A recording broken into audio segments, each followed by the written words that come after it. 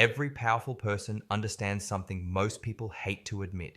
Ego is the easiest lever to pull, and Law 21 is simple on the surface. Play a sucker to catch a sucker. Seem dumber than your mark. Now let's be clear. This is not about actually being incompetent. It's about never threatening someone's intelligence when you need something from them. Because the fastest way to make someone defensive is to make them feel inferior. And the fastest way to control someone is to let them feel superior. Watch what happens in most conversations. Two people meet. Both are subtly competing for status. Both want to demonstrate knowledge. Both want to signal intelligence. So what do? They talk too much. They correct each other. They flex credentials. They signal insight, and instantly tension enters the room because intelligence triggers insecurity, especially in insecure people. And here's the part most people miss. The more insecure someone is, the more predictable they are. If someone needs to feel smart, all you have to do is give them that feeling, and they will lower their guard. This law is about weaponized humility. It's about strategic underestimation. It's about letting someone think they're ahead, while you quietly control the frame. Now let's go deeper. When someone believes they are smarter than you, three things happen. First, they relax. They stop filtering what they say. They overshare. Second, they try to teach you. And in teaching, they reveal priorities, assumptions, blind spots. Third, they underestimate your capacity to move, which means they don't defend against you. That is leverage. Contrast that with what most ambitious people do. They enter a room trying to prove competence immediately. They lead with sharp insights, they correct errors, they signal intelligence. And what happens? Egos flare, walls go up, micro competition begins. You may win the moment, but you lose long-term influence because people don't like feeling small around you. And people quietly resist those who trigger inadequacy. Now let's make this modern. Imagine you're in a senior meeting. There's someone at the table who desperately needs to be seen as the smartest voice in the room. You have two options. Option one, challenge them directly, expose flaws, outperform them intellectually. You might win the argument, but you've now created an adversary.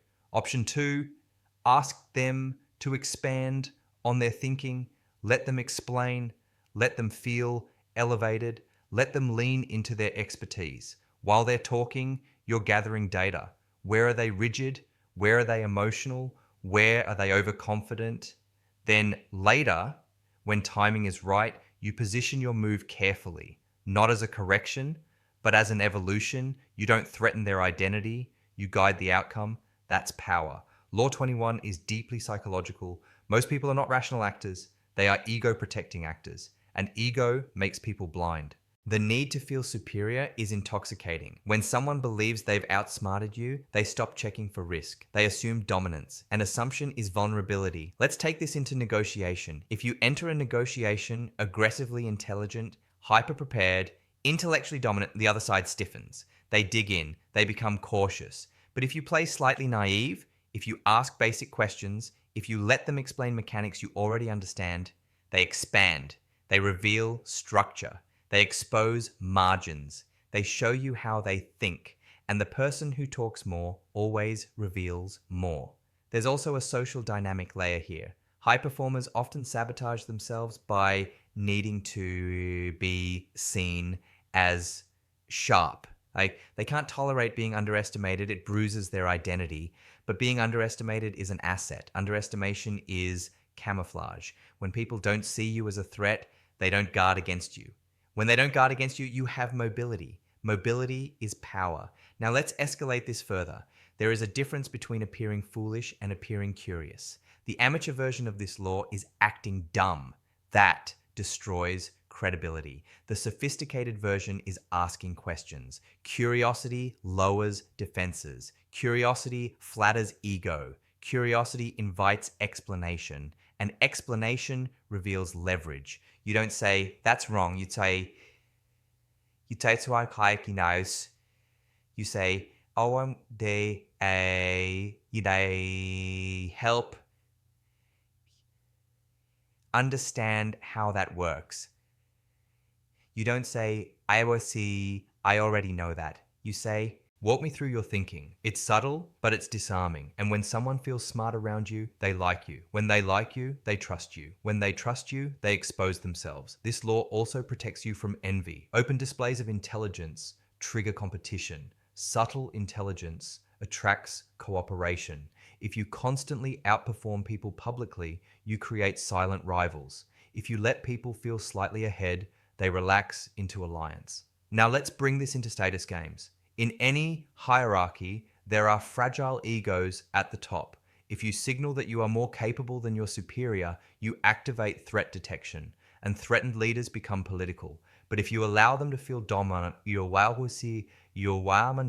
while quietly build competence, you buy time, and time compounds. Here's the uncomfortable truth. Many careers stall not because of lack of skill, but because of unmanaged ego collisions. Someone felt challenged, someone felt exposed, someone felt overshadowed, and retaliation followed. Law 21 neutralizes that risk. It allows you to move without triggering defense systems. But here's the mastery layer. You cannot overplay this. If you appear incompetent too often, you lose authority permanently. The art is selective restraint. You demonstrate capability when necessary, you withhold when strategic, you reveal layers slowly. That creates intrigue. People start to sense depth, they're not quite sure how sharp you are, and uncertainty creates psychological distance. Distance increases perceived power. Now let's go even deeper. Why does this work so reliably? Because intelligence is tied to identity. Most people derive self-worth from feeling competent. So when you subtly validate their intelligence, you validate their identity. And validated people become cooperative. Threatened people become hostile. Which environment would you rather operate in?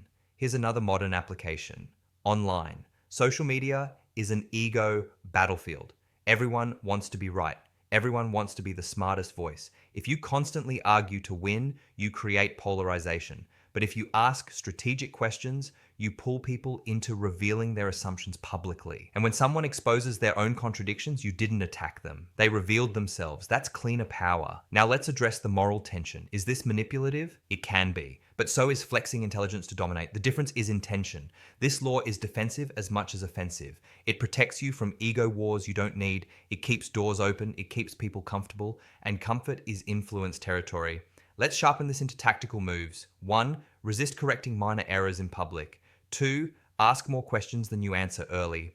3. Let others take credit for obvious observations. 4. Reveal your full strategic thinking only when timing benefits you. 5. Never humiliate someone intellectually unless you are prepared for war, because intellectual humiliation creates permanent enemies, and most battles aren't worth that cost. Now here's the higher order insight. When you no longer need to prove you're smart, you become dangerous, because now your intelligence is controlled. Controlled intelligence is precision. Uncontrolled intelligence is ego. The strongest operators in any domain are rarely the loudest. They listen, they calibrate. They move late, and when they move, it lands. That's Law 21 at its highest level. You don't shrink yourself. You don't actually play small. You play strategic, you let others feel tall. And while they're standing on that temporary elevation, you're mapping the terrain. Because the person obsessed with appearing smart is focused on image. The person comfortable appearing neutral is focused on outcome. And outcome is where power lives. So remember this, never compete for intelligence in the open unless you must. Let ego inflate your opponent. Let overconfidence blind them. Let explanation expose them. And when the moment is right, move quietly, precisely, decisively. That's Law 21.